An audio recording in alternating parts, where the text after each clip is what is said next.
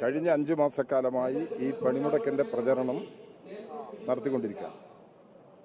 പണിമുടക്കിൽ ലക്ഷക്കണക്കിന് തൊഴിലാളികൾ സഹകരിക്കുക. ഈ പണിമുടക്കിന്റെ പ്രത്യേകത, കൃഷിക്കാരും ഈ പണിമുടക്കിന്റെ ഭാഗമായിട്ടുണ്ട്, കർഷക തൊഴിലാളികളുമുണ്ട്, എല്ലാ മേഖലയുള്ളവരുണ്ട്. 5 മാസക്കാലത്തെ പ്രചരണത്തിന്റെ ഭാഗമായി എല്ലാ വിഭാഗം ആളുകളോടും ഞങ്ങൾ അഭ്യർത്ഥിച്ചിട്ടുണ്ട്, ഈ പണിമുടക്കുമായിട്ട് സഹകരിക്കണം. അന്ന് നിങ്ങൾ ഒരു ദിവസം നിങ്ങൾ പുറത്തിറങ്ങി, ഇതിപ്പോൾ ഇന്നലെ അർദ്ധരാത്രി തുടങ്ങി ഇന്ന് അർദ്ധരാത്രി വരെ ഒരു ദിവസം എല്ലാവരും സഹകരിക്കണം. ഈ പണിമുടക്ക് സമരത്തെ തന്നെ വെല്ലുവിളിക്കത്തക്ക നിലയിൽ, പണിമുടക്കിനെ പരാജയപ്പെടുത്തത്തക്ക നിലയിൽ രംഗത്ത് വരുമ്പോൾ സ്വാഭാവികമായിട്ടും തൊഴിലാളികൾ ഇക്കാലമത്രയും ഈ പണിമുടക്കിന് വേണ്ടി പ്രവർത്തിച്ച തൊഴിലാളികൾ ചെറിയ പ്രതികരണങ്ങൾ ഉണ്ടാവും. അത്രേ ഉണ്ടായിക്കുള്ളൂ. വേറെ ആക്രമണവും അതുപോലുള്ള സംഭവങ്ങളൊന്നും ഇതിന്റെ ഭാഗമായി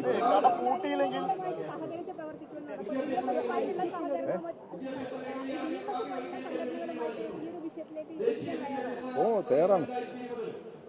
ഞാൻ ഇവിടെ സംസാരിച്ചെങ്കിലും കേട്ടില്ലേ, BMS ഉൾപ്പെടെയുള്ള സംഘടനകൾ സഹകരിക്കാൻ തയ്യാറായാൽ അവരുമായി യോജിക്കാൻ തയ്യാറാണ്. ആരാ തടസ്സം എന്നുള്ളത് അവരോട് അന്വേഷിച്ചു നോക്കൂ. ഞങ്ങൾക്കറിയില്ല. ഇവിടെ ഇപ്പൊ ഐക്യത്തിന് INTUC ഉണ്ട്, ഐക്യത്തിന് AITC ഉണ്ട്, CITU ഉണ്ട്. ഇന്ത്യയിലെ 10 കേന്ദ്ര ട്രേഡ് സംഘടനകളുണ്ട്. STU സംഘടന കേരളത്തിൽ മാത്രം പ്രവർത്തിക്കുന്ന ഒരു സംഘടന. കേരളത്തിൽ സഹകരിച്ച് പ്രവർത്തിക്കാൻ അവർ തയ്യാറാണ്. ഇപ്പോ അവര് ഈ യോജിച്ച പ്രചാരണ പ്രവർത്തനങ്ങളിൽ അവർ സഹകരിക്കുന്നില്ല. INTUCയും STU ഞങ്ങളാരും അവരെ കുറ്റപ്പെടുത്തുന്നില്ല. അവരുടെ രാഷ്ട്രീയ ഞാൻ വിളിച്ചിട്ടില്ല. ഞാൻ ഇന്നത്തെ പ്രകടനം ഉൾപ്പെടെ യോജിച്ച് നടത്താം എന്ന് ഞാൻ INTUCയുടെ ജില്ലാ പ്രസിഡന്റ് ശ്രീ രാജീവിനോട് ഞാൻ ഇന്നലെ രാവിലെ പ്രസ് ക്ലബിന്റെ മുമ്പിൽ വെച്ച് ഞാൻ സംസാരിച്ചതാണ്. അദ്ദേഹം അതിന് തിരിച്ചറിയാണ്. അദ്ദേഹം മറുപടി ഒന്നും പറഞ്ഞിട്ടില്ല. അദ്ദേഹത്തിന് വരാൻ കഴിയില്ല. അത് അദ്ദേഹത്തിന്റെ കുറ്റമല്ല. അവരെ നയിക്കുന്ന ഒരു രാഷ്ട്രീയ നിലപാടിന്റെ പ്രശ്നമാണത്. ആ നിലപാട് തിരുത്തി കഴിഞ്ഞാൽ അവർക്ക് യോജിക്കാൻ കഴിയും. അതിൽ പ്രശ്നമൊന്നുമില്ല. ഞങ്ങളത് കാര്യമാക്കുന്നില്ല. അവരിനിയും സഹകരിക്കാൻ തയ്യാറാണെങ്കിൽ ഇനിയും സഹകരിക്കാം. ദേശീയ തലത്തിൽ ഉയർന്നു വരുന്ന ഈ പ്രശ്നങ്ങളിൽ ഐക്യ ട്രേഡ് യൂണിയന്റെ ഭാഗമായി BMS സഹകരിക്കാൻ തയ്യാറാണെങ്കിൽ അവരെ സഹകരിപ്പിക്കുന്നതിന് ഇവിടെയുള്ള ഐക്യ ട്രേഡ് യൂണിയൻ തയ്യാറാണ്. ദേശീയ തലത്തിൽ തന്നെ, ഞാനിവിടെ കോഴിക്കോട്ടുകാർ മാത്രമല്ല, ദേശീയ തലത്തിൽ തന്നെ യോജിപ്പിക്കാൻ തയ്യാറാണ്. അവർ ഈ ഡിമാൻഡിനൊന്നും അവർ എതിർക്കുന്നില്ല, പക്ഷേ സമരത്തിലില്ല. അതുകൊണ്ട് BMS ആയിട്ട് സഹകരിപ്പിക്കുന്ന കാര്യത്തിൽ ഞങ്ങൾക്കൊരു പ്രശ്നവുമില്ല. അത് സഹകരിക്കണമെന്ന നിലപാട് തന്നെയാണ് ഞങ്ങൾക്ക്. ഒരു കാര്യം, KSRTC ബസ് ഓടുന്ന ഇന്നലെ മന്ത്രി പറഞ്ഞു അത് ആശയക്കുഴപ്പമുണ്ടാക്കിയിരുന്നു. ട്രേഡ് യൂണിയനൊക്കെ നോട്ടീസ് കൊടുത്തു, സമരത്തിൽ പങ്കെടുക്കുന്നു. ഇന്നലെ അതിനുശേഷം നോട്ടീസ് കൊടുത്തതല്ല, മുമ്പേ കൂടി നോട്ടീസാണ്. സാധാരണ നിലയിൽ മന്ത്രിക്കല്ല നോട്ടീസ് കൊടുക്കേണ്ടത്. അതെ, അതെനിക്കറിയില്ല. അത് അവരോട് ഞാൻ അതിനെക്കുറിച്ചൊന്നും ഞാൻ ആ പ്രശ്നങ്ങളെ കുറിച്ചൊന്നും ഒരു പ്രതികരണം നടത്താൻ തയ്യാറാവുന്നില്ല. എനിക്ക് എന്റെ നിലപാടുണ്ട്, എന്റെ രാഷ്ട്രീയമായ നിലപാടുണ്ട്, CITUവിന്റെ നിലപാടുണ്ട്. ആ നിലപാടെല്ലാം ഞാൻ നിലനിർത്തുകയാണ്. ഞാനിവിടെ പരസ്യമായി അത്തരം പ്രശ്നങ്ങളെക്കുറിച്ചുള്ള ഒരു വിവാദത്തിലേക്ക് പോകാൻ ഞാൻ ആഗ്രഹിക്കുന്നില്ല. ഇടതുപക്ഷ ജനാധിപത്യ മുന്നണിക്കകത്ത് ചർച്ച ചെയ്യാൻ അവസരമുണ്ട്. അവിടെയെല്ലാം ഈ വിഷയങ്ങൾ ചർച്ച നടത്തി ഭാവിയിലുള്ള കാര്യങ്ങളെല്ലാം നമുക്ക് പരമാവധി കുറ്റമറ്റതാക്കുന്നതിന് വേണ്ടി നമുക്ക് ശ്രമിക്കാം. അല്ല, അത് അങ്ങനെ ചോദിക്കരുത്. അതൊക്കെയുള്ള സാധനങ്ങൾ അതെങ്കിലും ഞങ്ങൾക്ക് വിട്. ഇത് നോക്കിയിട്ട്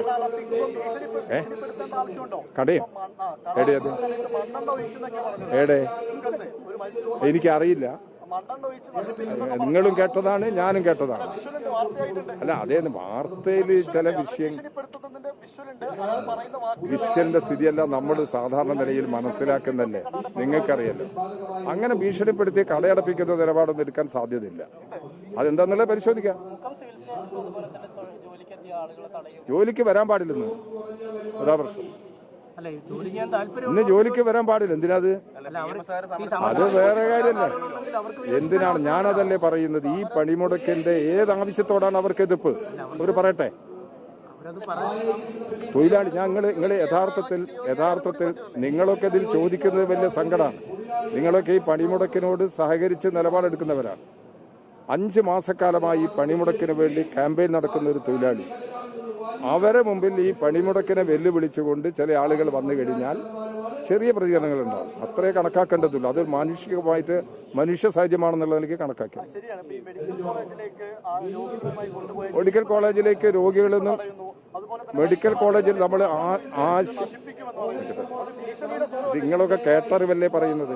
അല്ല, വാർത്തയാണ് ഇന്ന് വാർത്ത എന്നുള്ള നിലയിൽ മാത്രം അങ്ങനെ അതിന് വാർത്ത എന്നുള്ള നിലയിൽ മാത്രം അതിന് സ്ഥിരീകരണം നൽകുന്നത് ശരിയല്ല. സഹിതം ഞാൻ പറയുന്നതാണ് പറഞ്ഞത്.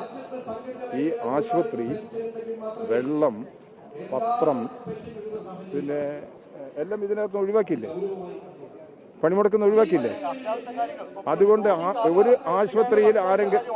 ആശുപത്രിയിൽ ആരെങ്കിലും പോകുന്നുണ്ടെങ്കിൽ അവരെ തടയാൻ പാടില്ല. അതാണ് നിലപാട്. ആ തടഞ്ഞിട്ടുണ്ടെങ്കിൽ അത് വ്യത്യസ്തമായ ആരെങ്കിലും നിലപാട് നമുക്ക് പരിശോധിക്കാമെന്ന് പറയാൻ കഴിയുള്ളൂ.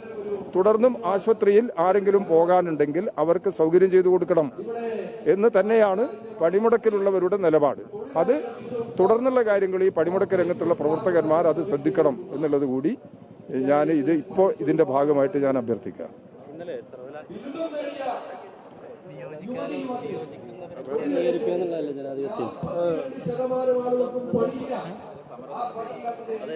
കാവ്യവൽക്കരണ നിലപാടുകൾക്കെതിരായ സമരം, അതിനെതിരായ പ്രതിപക്ഷ നേതാവിന്റെ പ്രതികരണം സർക്കാർ സ്പോൺസേഡ് ഗുണ്ടായിസമാണ് സഭയിൽ നടത്തിയത്. ഒരു പ്രശ്നം എന്താണെന്ന് പറഞ്ഞാൽ, നമ്മളെല്ലാം നിയമങ്ങൾ പാലിക്കാൻ ബാധ്യതപ്പെട്ടവരാണ്. ഭരണരംഗത്തുള്ളവർക്ക് പ്രത്യേകിച്ചും അതിനുള്ള ഉത്തരവാദിത്വമുണ്ട്. അതിന് സാധാരണ നിലയിൽ ഒരു തീരുമാനമെടുത്ത് നടപ്പിലാക്കുമ്പോൾ നടപടിക്രമങ്ങൾ പാലിക്കണം. പിന്നെ ഇന്ത്യയിലുള്ള ഏതൊരു പൗരനും അംഗീകരിക്കേണ്ടതാണ് ഇന്ത്യൻ ഭരണഘടന. ഭരണസ്ഥാപനങ്ങളിൽ ഇരിക്കുന്നവർക്ക് പ്രത്യേകമായി ഉത്തരവാദിത്വമുണ്ട് ഭരണഘടനാനുസൃതമായി പ്രവർത്തിക്കാൻ. ഇവിടെ പ്രശ്നങ്ങൾക്ക് തുടക്കം കുറിച്ചത് ദൗർഭാഗ്യകരമായ ഒരു നിലപാടിന്റെ ഭാഗമാണ്. ആദരണീയനായ ഗവർണറുടെ നിലപാടിന്റെ ഭാഗമാണ്. അദ്ദേഹം ഭരണഘടനക്കനുസൃതമാണ്. ഭരണഘടനയിൽ എവിടെയാ ഭാരതാംബയുള്ളത്? ഭരണഘടന നമുക്ക് എല്ലാവർക്കും കിട്ടുമല്ലോ.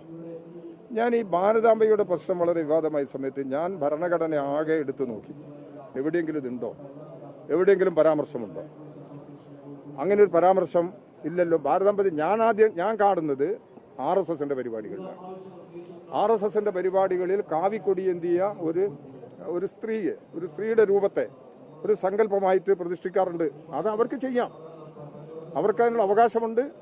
അവരുടെ സംഘടനാ രീതിക്കനുസരിച്ച് കാര്യങ്ങൾ നടത്താനുള്ള അവകാശമുണ്ട്. അതാർക്കും ചോദ്യം ചെയ്യാനൊന്നും പറ്റും. ചോദ്യം ചെയ്യാം, പക്ഷെ അത് അംഗീകരിച്ചൊള്ളുന്നില്ല. ഇതാണ് നടക്കുന്നത്. പക്ഷേ അത് നിയമസഭയ്ക്കകത്ത് പാടുണ്ടോ? രാജ്ഭവനകത്ത് പാടുണ്ടോ? ഇതാണ് പ്രശ്നം. അത് തുടങ്ങി യൂണിവേഴ്സിറ്റിയിൽ അനധികൃതമായിട്ട് നിയമനം നടത്തുക, നിയമവിരുദ്ധമായി നിയമനം നടത്തുക. ആ നിയമവിരുദ്ധമായ നിയമനം നടത്തിയതിനെയാണ് സിൻഡിക്കേറ്റ് അത് തെറ്റിന് തിരുത്തൽ വിധേയമാക്കി സിൻഡിക്കേറ്റ്. അതാണ് ഇന്നലെ കേരളത്തിൽ നടന്നത്. മെനഞ്ഞാന്ന് അത്തരം ഒരു തീരുമാനം വരുന്നത്. കോടതിയും സിൻഡിക്കേറ്റ് എടുത്ത തീരുമാനത്തെ അംഗീകരിച്ചു. അത് അംഗീകരിക്കാൻ തയ്യാറായി കഴിഞ്ഞാൽ യൂണിവേഴ്സിറ്റിയിൽ ഒരു പ്രശ്നത്തിന്റെയും ഇല്ല, കലാപത്തിന്റെ പ്രശ്നമില്ല. നിയമം നടപ്പിലാക്കുന്നതിന് വേണ്ടിയുള്ള നേതൃത്വവും ഇടപെടലുമാണ് SFI കേരള സർവകലാശാലയ്ക്കകത്ത് നടത്തിയിട്ടുള്ളത്. അത് ആ നിലയെ പരിഗണിക്കാൻ കഴിയും.